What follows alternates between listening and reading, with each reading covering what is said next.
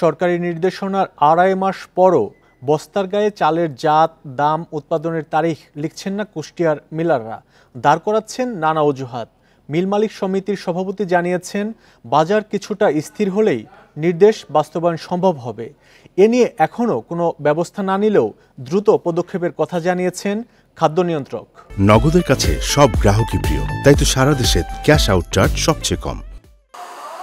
নানার নামে চাল বিক্রি আর দাম নিয়ে নৈরাজ্য ঠেকাতে বস্তায় ধানের জাত, উৎপাদনের তারিখ আর দাম লেখার নির্দেশনা জারি করে সরকার। গেল পয়লা বৈশাখ থেকে এই নির্দেশনা মানার কথা ছিল মিল মালিকদের। আড়াই মাস পার হলেও নির্দেশনার কিছুই মানেননি কুষ্টিয়ার খাজানগরের মিল মালিকরা। নানা কারণে এটি বাস্তবায়ন কঠিন বলে দাবি তাদের। যখন আমরা বস্তাবন্দি করি, বস্তা যখন প্রিন্ট করি, তখন একই সাথে 50,000, 30,000, 20,000 বস্তা আমরা বন্দি করি। যদি এই বস্তা যদি উৎপাদনের তারিখ যদি আমরা ওই দিনই লিখে রাখি, তাহলে তো জিনিসটা আর হবে না। চালকল মালিক সমিতির সভাপতি জানান, বাজারে অস্থিরতার কারণে দাম লেখাসহ অন্য নির্দেশনা এখনই বাস্তবায়ন করা যাচ্ছে না।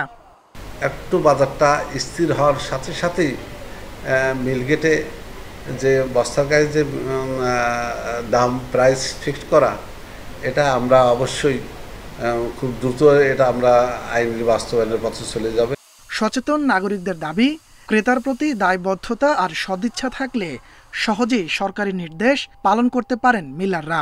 সঠিক চালটা যেটা ক্রেতারা যাতে ভোক্তারা যাতে পায়, সে ব্যাপারে এই বস্তার গায়ে সঠিক তথ্যগুলো লেখাটা খুবই জরুরি।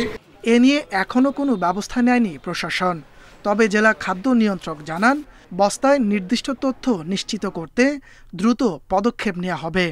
আইন না মানলে যে বিষয়ের উপর থেকে নির্দেশনা আসবে, আমরা সেটা বাস্তবায়ন করব।